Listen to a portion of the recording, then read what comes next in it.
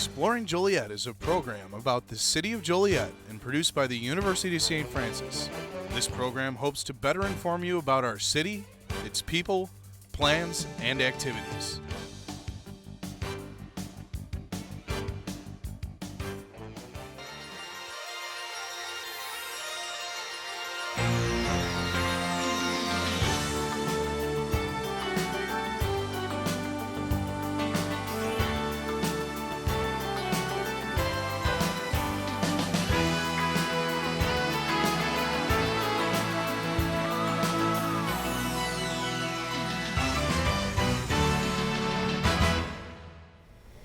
Welcome to a very special edition of Exploring Joliet. I'm Emily Farnes, and today's show will feature a special interview with the president of the University of St. Francis, Dr. Arvid Johnson. So how are you today? I'm great, thank you, Emily. It's great to have you enjoying this weather. I am. It looks as though summer has actually come to the Chicagoland area. It has. Although we'll see. I hope it stays. Yeah, I think all the snow is officially melted on campus, which is always a good start. That's good. Yeah, absolutely. So everyone around campus knows you already because you're so involved with the students, the staff, and the faculty.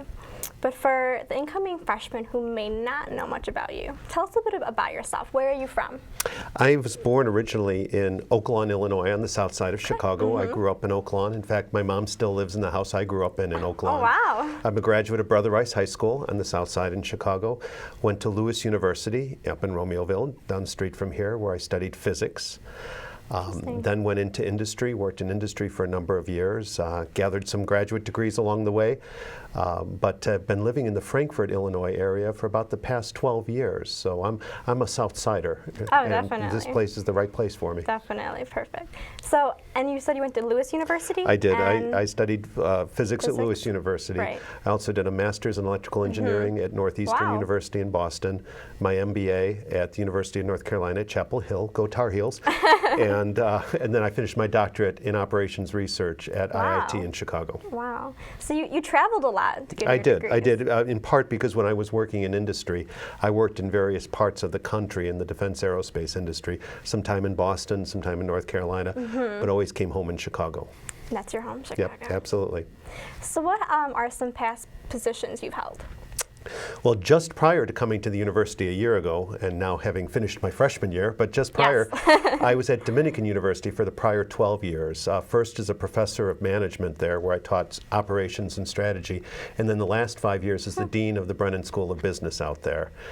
Prior to that, I had about 15 years in industry, starting as an engineer, moving into operations, and finally management in the defense aerospace industry. Oh, wow. That's something, though. It's a little bit of a different background. Yeah. That is. So can you walk us through your journey to the University of St. Francis?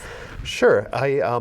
It started, quite honestly, about a year and a half ago as the university went through a search process. And as a result of that search process, and because of the involvement I've had in the local community, I had several folks reach out to me and talk to me about this position because they knew I had been driving all the way up to River Forest from Frankfort and said, well, you clearly have the background to be a president. Would you be interested in this? And I talked with several people about the opportunity, including Brother James Gaffney, who's the president at Lewis, who I've known for over 30 years, and several of the trustees of the university, and I really decided that this was a great opportunity. So I went through the search process, which involved an airport interview where I literally drove to O'Hare Airport because they were flying people in.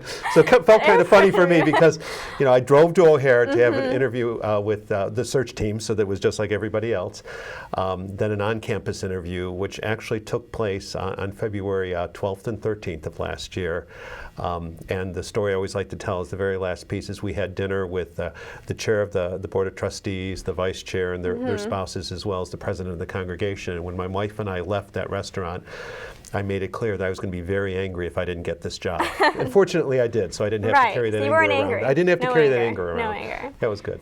And why was it important to you to be the university, or to be the president at this university? Well, it was kind of funny when I went through the interview process. with the airport interview. Yes. And I got to meet folks from all the various constituencies. There were administrators, staff members, faculty members, members of the trustees, and a student on the search committee. The thing that I told them is I really wanted to get a chance to experience the campus to see if the search committee was reflective of the campus or if the search committee was just a biased sample. Maybe only the good people were on the search committee. Well, when I came to campus, it sounds corny, but I actually fell in love with the place. Whether it was the students, and I got to go out and wander around and meet some students, or the faculty and staff, what I saw was a very welcoming community. Yes. And it's a community dedicated to service, and service has always been my mode of operation and the heart of my leadership style. So it really resonated in a very strong sense.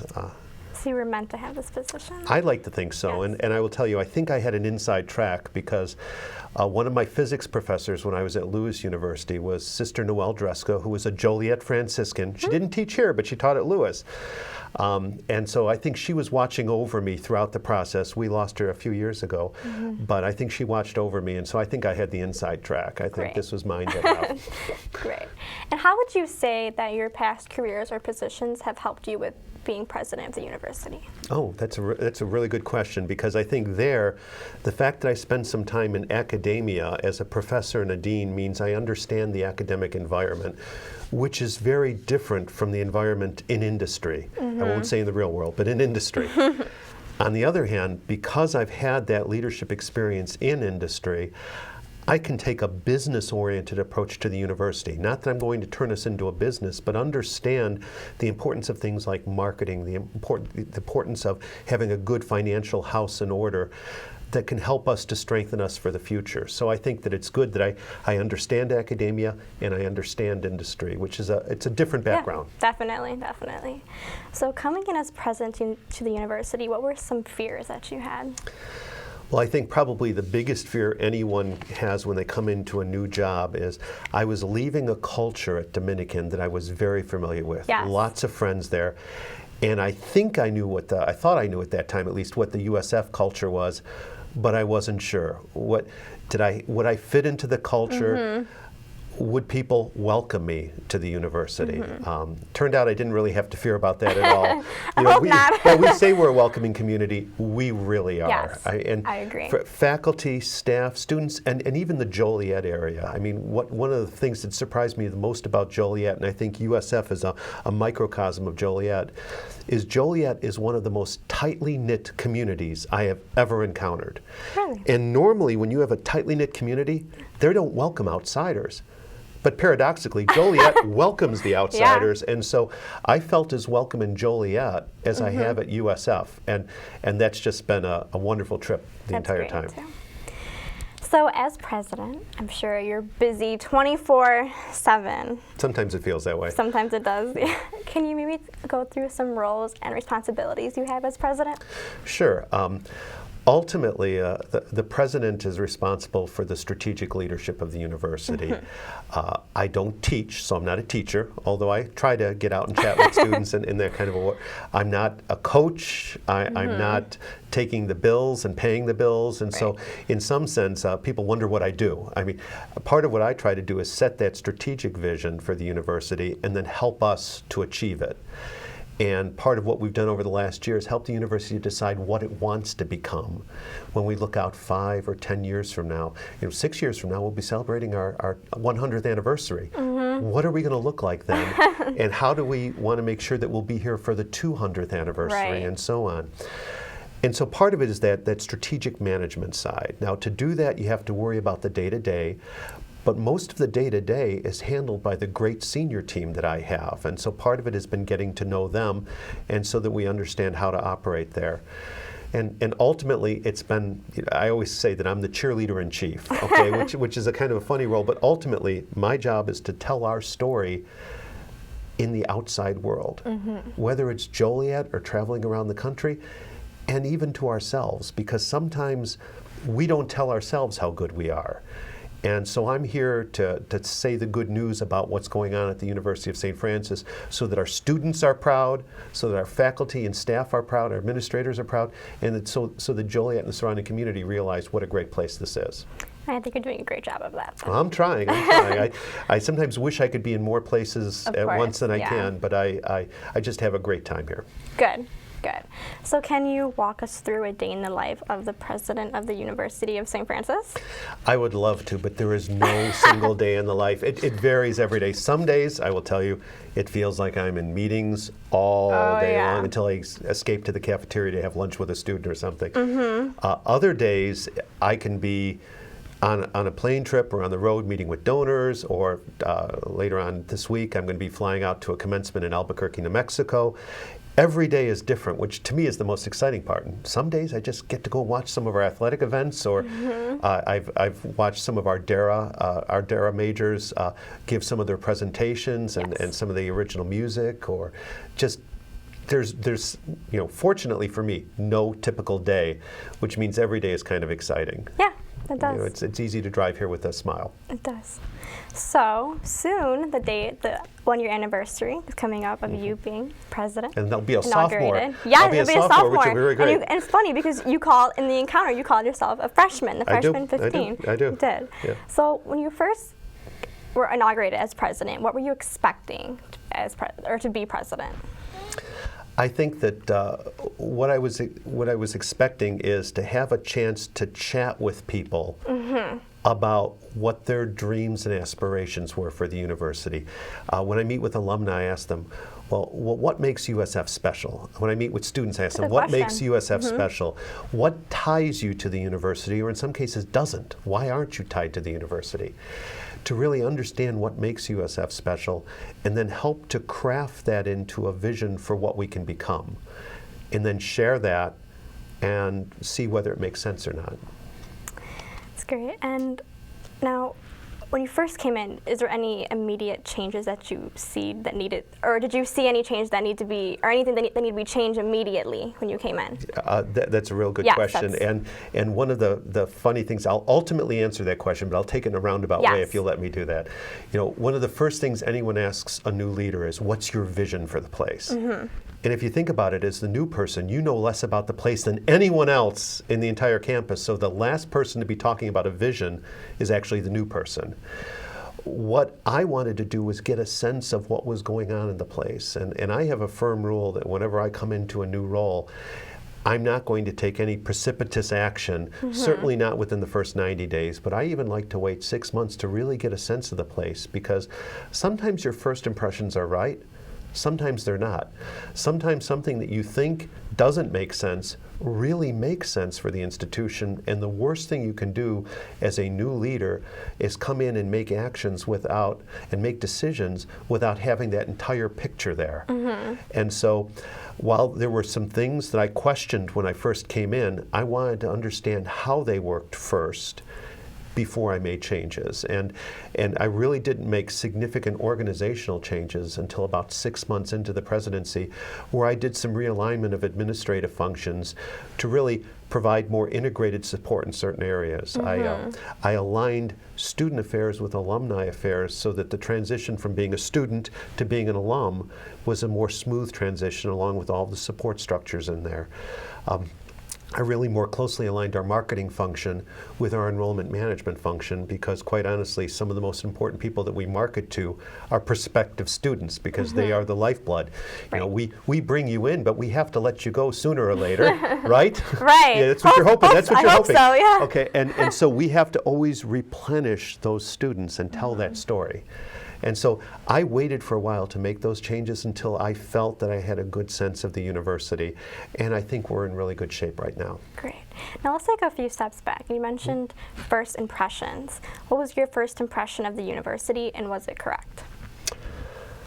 Well, my first impression during the interview process, and then I'll talk about when I came on campus. My first impression during the interview process was that this was this undiscovered gem, okay?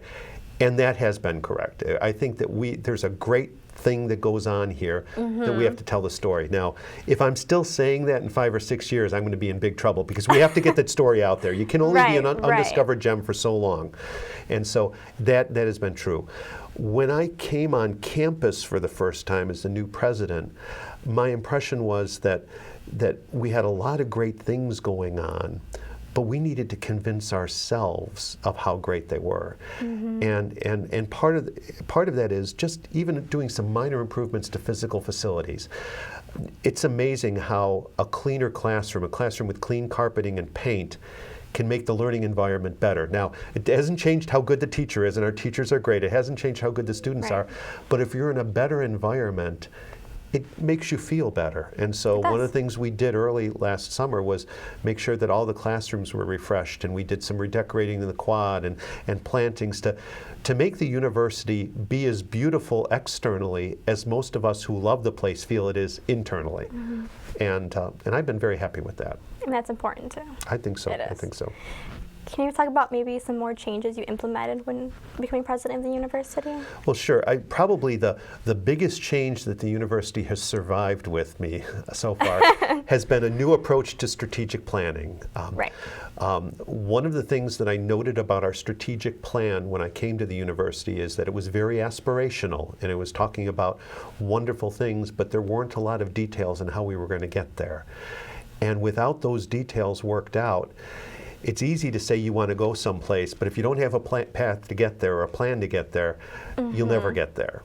Right. And so part of what I did is I started a more comprehensive strategic planning process that I've been torturing faculty, administrators, students, and staff with for the last year to really help us decide what we want to do for the next 5 years. The board, at its April board meeting, approved that strategic plan for the next 5 years, which is preparing for our second century. And we call it Learning to Lead and Love in the Real World, because that's what we do at USF. We help students learn to lead and love in the real world. And what we have are 5 objectives that we want to help USF achieve over the next 5 years. One is to become a leading Catholic Franciscan institution, because that's at the heart of who we are. And that charism, that welcoming community, is something that we will always protect and promote. A second objective is to really build our reputation and brand awareness. That's both for the sake of our students, so that when they get out, people know what USF is all about and what a USF degree means, as well as for the university to help us to continue to attract top students. The third is to continue to improve the quality of our academic programs, whether through its experiential learning or internship opportunities, critical thinking activities, Center for Teaching and Learning Excellence. We really want to make sure we have top quality academic programs. Our fourth is to make sure that we have solid financial stability. Yes.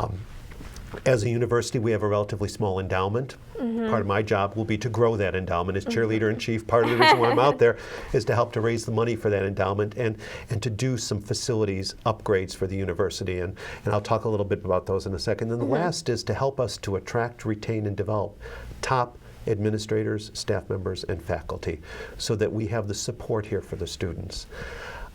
One of the things that's going to be coming out through the strategic plan over the next 5 years is the fact that we have made an intentional commitment to build a new science building for the campus, on campus here, in part to support the very strong enrollments we have in biology as a discipline, but also nursing and some of the ancillary fields that really require a lot of biology, chemistry, physics, and other courses. We're also in the process of expanding the physical facilities for the nursing program. The board approved the acquisition of the Guardian Angel home just a couple miles down the street from here, which is where we will ultimately build new facilities, including 4 sim labs, all kinds of classrooms and other laboratories that allow us to basically increase the capacity for nursing students by about 50%. Wow, that's a lot. It's a big number. Yeah, that is a big number. But see, each year we turn away students who would like to study nursing here because we don't have room for them. And they go and study nursing somewhere else. Now, maybe they go to a really great program, but they're not getting a USF nursing education. We want more students to be able to do that. Right. And that's also very important. Everything you're saying is just, it means a lot to the university. Thank you, and I think it means a lot to the students too, because we want to make sure that we have a great student experience for them too. Yes. Now, during your first year, have you overcame any challenges, and how did you overcome these challenges? Well, I'd like to say that I faced a lot of challenges, but I'll be honest with you, this community has been so good to work with. Probably my biggest challenge was getting control of my calendar, to be honest with you, because I wanted to be everywhere all the time and try and achieve everything. And at times, I'm getting older now. I need to sleep. I still need to sleep and take care of things. And so I've actually, after having gone through a 1-year cycle, I have a good sense of some of the things that I can better manage as I go into next year in terms of my time commitments, because I think that I missed a lot of things that I wanted to be at. And I want to try and do a better job of managing those commitments going forward. But I tried to be everywhere, and I don't want to change that. Right. It's kind of thrilling when I come to a place and come to an event or something, how excited the students are to have me there, or the faculty members are to have me there. And it's not just because it's me, it's just they see that support, and I want to continue to provide that support. Great. So that's been exciting. So my challenge has been managing my calendar. And is that maybe a goal for next year too? Yes, my goal for next year is to get a little bit better handle on my calendar so I can make sure I get a little bit more time to do some exercising for myself so that I can continue to get older. Yes. Okay, and go forward from there. Yeah. And as president, do you ever get stressed?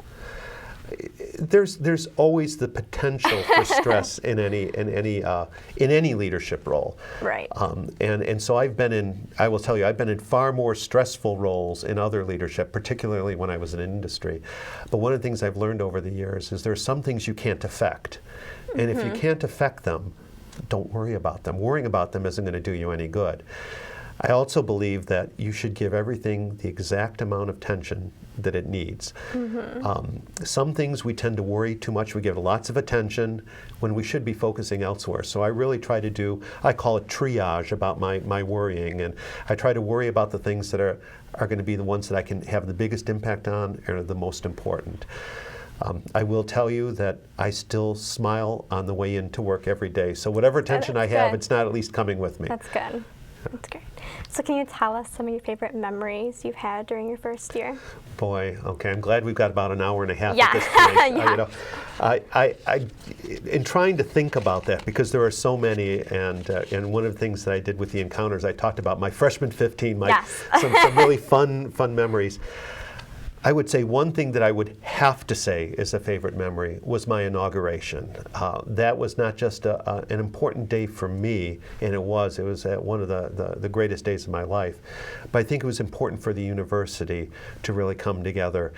And one of the favorite memories I have of the inauguration is after everyone had marched in, the stage party was at the back, and as we walked in, we saw an absolutely empty stage. Now, I had known that students were going to be involved in the inauguration some way, but I had no idea in what way they were going to be involved. And so when I walked in and I saw this empty stage, I was immediately panicked because there weren't any chairs on it, and I thought that people were going to have to be standing the entire time. And should I delete some of the pages from my speech to keep it a little bit shorter? But then they had us sit down in the back, and then they played the canticle, and the students started to come in and set the stage quite literally, and probably one of the most beautiful things that I've ever seen. I mean, I was bawling like a baby at the back. Fortunately, nobody could see me up there. But that was probably one of my favorite moments, because the students had come together, and we had a couple hundred students that were going up there and doing everything. That just thrilled me.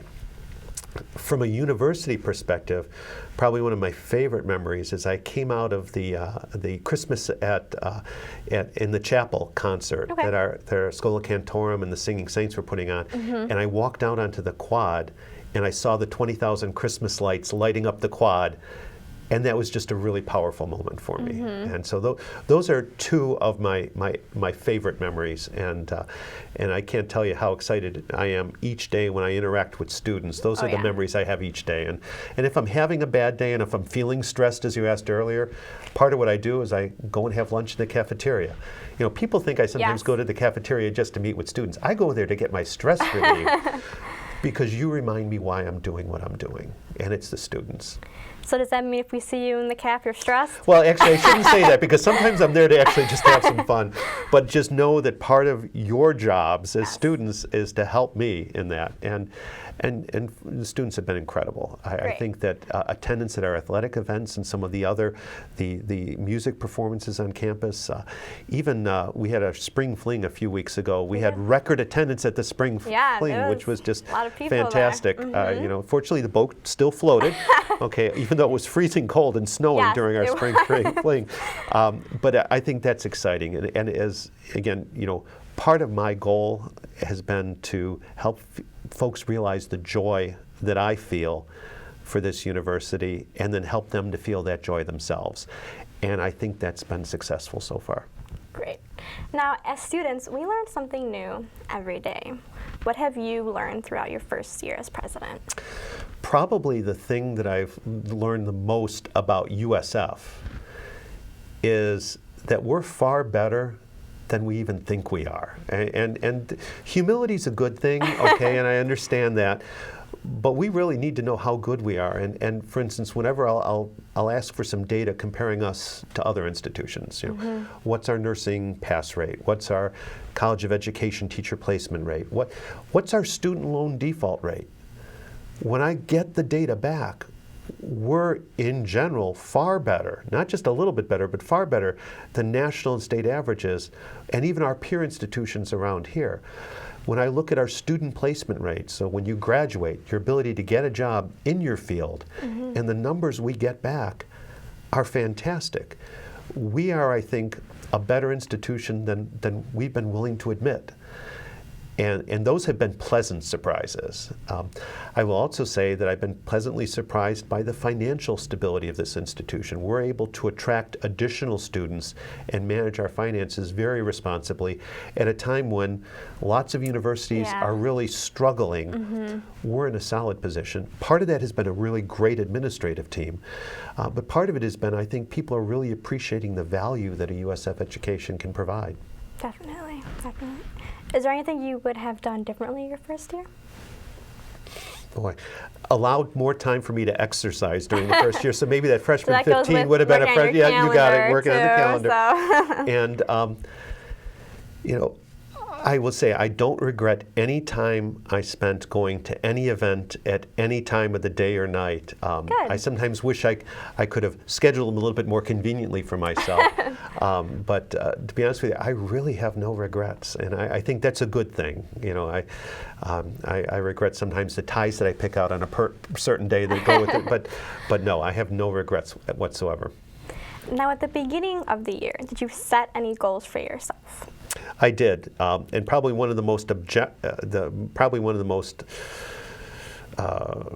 stretch goals that I had was actually completing the strategic planning process for the university in 1 year. I will tell you, I had several board members and several presidents that I use for advice. A lot of the presidents in the Chicago area are good friends of mine, and a lot of them have been in place for 20 plus years.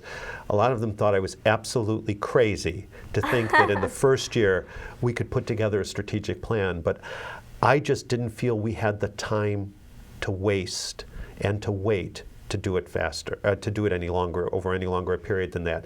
So I set in place the objective that we would have it and we would get it approved by the board by their April meeting. That was a lot of work, okay? And while our plan may not be perfect, what we have is those set of 5 objectives that I mentioned earlier that really allow us to focus on doing a small number of things really, really well, rather than trying to do everything okay. And we've been doing a lot of stuff okay. We want to do a few things very, very well.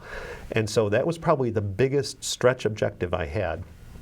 The second objective I had was to make it to my second year, and I'm pretty much there, and so that's a good point. And actually what's funny is one objective I have anytime I meet with the Board of Trustees is some advice that the president of the congregation, the Joliet Franciscans, gave me, Sister Dolores Zeman, and she said, any board meeting in which they don't fire you is a good board meeting. So I've actually had 5 really good board meetings so far, so we're keeping that up. Good, and we got to keep going more. Yeah, 6 I'm trying. The 6th one will be coming, so that's a good. Great. So what would you say you are most proud of, and what is your biggest accomplishment of your first year? As a president, you sometimes are not sure what you actually do, okay? And that comes back to something we said earlier. But probably what I'm most proud of, and maybe it's an accomplishment, because I don't know if I can take credit for it, but probably the thing I'm most proud of is I think there's more joy on campus today than there was a year ago. I think that students are more involved and caring about each other, whether it's going to each other's events or concerts or senior thesis presentations. And so in that sense, I think that Franciscan joy is a little more present today than it was a year ago, and that's what I'm the most proud of. And as a student, I can say I agree with that, and I think you had a big part in that. Oh, thank you, thank you. Well, then You're I was welcome. successful. Great. I was successful. And again, I think part of it is giving you and your fellow students permission to celebrate who you are and what this place is. We have a great institution here.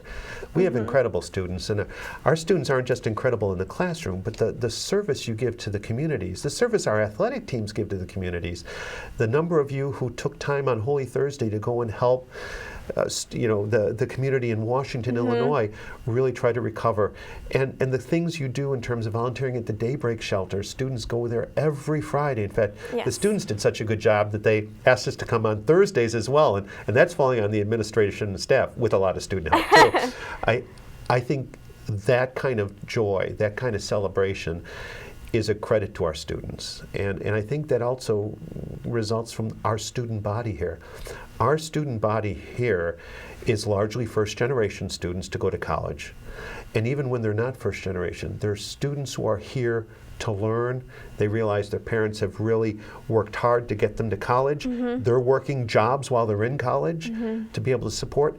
They're here and they're serious, but they still care about others. I mean, that's why I'm smiling every time I come in. Good. It's great to see you smile. It's great. Well, thank you, thank you. My wife always kidded when she would watch the video of the inauguration. She said, "You were smiling like a fool the entire time." So I don't remember you smiling that much at our wedding. I said, "Well, they were because they were behind me and the verses in front of me at that point." But as long as we can be joyful, or as Sister Mary Elizabeth says, as long as you can feel that joy and you can dance, that's what it's about.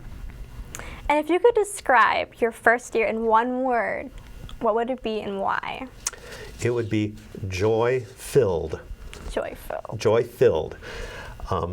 I have been happy to come here every single day, no matter what the day's schedule was, whether it was a series of meetings for 12 hours or whether it was watching a football game or something else. I have always felt that sense of joy, so my days have been filled with joy. They haven't been without challenges, but they've always been filled with joy, so I would say joy-filled. Good answer. It's a hyphenated one, so it's a compound now, but it's a. It works. Okay, I cheated, but it's okay. So what is the importance of being so involved in the university and the students and the staff and the faculty? Well, I think that's an important part of my role, to be able to tell the story. To know the story, I have to get to know the students, I have to know the faculty and the staff and the things we do, or else I can't tell that story. Right. And I still go to events for the very first time, especially as we're coming through the commencement season right now. Yes. You know, there are one-time events that take place only once a year, but each of them tells a different piece of the USF story. Whether I mentioned earlier the DARA students sharing some of their original compositions in digital arts. I now have that filed away as a memory, that when I'm talking with people about USF, if they have an interest in recording or music, I say, well, have you heard about this or have you heard about that? And so really, you know, part of that has been gathering up all of these experiences. I think that's the important part of staying involved. And I also think that if you really want to get USF, you can't just get USF in the classroom. You can't just get USF in the cafeteria. You have to get USF. And USF is an entire experience, okay? And I think that if more and more of our students get more and more involved, they'll get USF too. I agree. What is your favorite part about being president of the University of St. Francis? Boy, there's Is there so many. multiple favorites? Well, yeah, I would say probably and this is going to sound totally self-serving, but that's okay. Probably my favorite part is I can pretty much go in anywhere and be welcomed. You know, even if I haven't been invited to show up at an event, if I show up, people will welcome me. and they won't really question why I'm there. I can wander into an athletic practice or a concert practice or a chorale practice and just poke my head in the door and listen for a while, and nobody says, "Get out!" Okay, that's probably the best part. So I can pretty much wander now, the only place I have not wandered on campus has been the cadaver lab, and you will never see me wandering into the cadaver lab. But aside from that, I'm sorry, Dr. Pasco, but aside from that, I can wander just about anywhere on campus and be welcomed, and that's thrilling. And what is the most difficult part about being president of the University of St. Francis? Probably the most difficult part for me has been that managing of the calendar. And sometimes I have to say no, and sometimes I can't make it to everything. I will tell you, this spring, with the horrible spring we've had, well, we really haven't had spring, with the extended winter we've had here, yes. so many of the spring outdoor athletic events have been rescheduled that I haven't been able to go to a lot of the ones that I would have normally gone to, just because when they got rescheduled, they ended up conflicting with other things. So I think that calendar management continues to probably be the biggest regret and challenge. I'm working on it. You'll get there. You'll get there. We're trying. So let's talk about next year now. What are you looking forward to for your sophomore year? Yeah, for my sophomore year. Well, continuing a lot of the things I did in my freshman year, but now that we have the strategic plan, part of what I will do is take the show on the road, because I've been sucking up all the stuff that is USF, and go out and meeting intentionally with our alums, students, and supporters, not just around the Illinois area, but across the country, to share the vision that we have for USF, to get people excited about it. Now, we've been laying the groundwork for that because we published our USF magazine for the first time in 10 years in our early spring. We're going to do another issue coming out in late May, and then another one in the fall, just as part of our communication and outreach plan. And that will then give me an excuse to come out and say, "Hey, did you see the magazine? What would you like to know about what's going on at USF?" So my role will shift from much less of the 1 to 2 year focus to 3 to 5, helping people understand about that strategic plan, and then ultimately, what are we going to look like in 10 years? Now, that won't be so much a sophomore, that'll be junior or senior year, but what will we look like in 10 years? Yeah. And that's kind of exciting. Yeah. And do you have any goals set for next year? To getting to my third year would be my first goal for my second year, is getting to your my third year. year. Okay, that's always, it's important. We have to do that. But really, just trying to meet with as many of our external constituents as possible to tell that story. Is there anything you plan on doing differently next year? Aside from managing my calendar a little bit Yeah, better, I have to be honest, I always come back to the calendar. I think I'm going to largely continue it because I've had so much fun and so much joy this year. I think it's working, and we'll continue that way. Good. And do you have any plans for the summer? I do. Aside from things that are going to be going on campus, and we have some exciting projects that are going to be going on campus over the summer, and we'll let students be surprised when they come back. There's a lot of good stuff going on. There's good stuff there. I'm not sure what we're sharing and what we're not, so I'm better off not answering there. I am going to get a little bit of downtime and some vacation time in May and out in June, so that I'm fully charged for when folks come back. Absolutely. Great. And do you have any advice for the graduating students? Absolutely. And let me maybe layer it. Sure. Okay. Probably most fundamentally is be proud of who you are and where you've gone to school. I think we have an incredible school here, and the accomplishments that our students have are second to none. So be proud of who you are. Not boastful, because we don't want to do it. Be proud of who you are, and be proud of USF. The second is stay connected.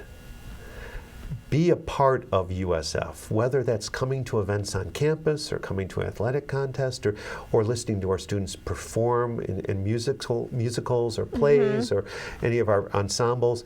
Stay connected with USF, because you can then, my final piece is, be an ambassador for USF. A lot of times universities talk about time, talent, and treasure. Give USF your time, give USF your talent, give USF your treasure. As a new graduate, you may not have much treasure to give us, and that's absolutely fine. But give us your time and talent and be an ambassador. Tell our story in the community. So when you hear somebody saying, "Well, I'm looking for a school to do this," say, "You ought to go to USF, and here's why." So be our ambassadors. Great. Great advice. Thank you. Great advice. Is there anything else you'd like to add about maybe your first year, next year, or yourself? I think I've told you more than anyone wants to hear at this point, but this has been great. Great. It was great having you. Thank you so much for coming. Thank you, Emily. Take care. This has been another edition of Exploring Joliet. Have a great week.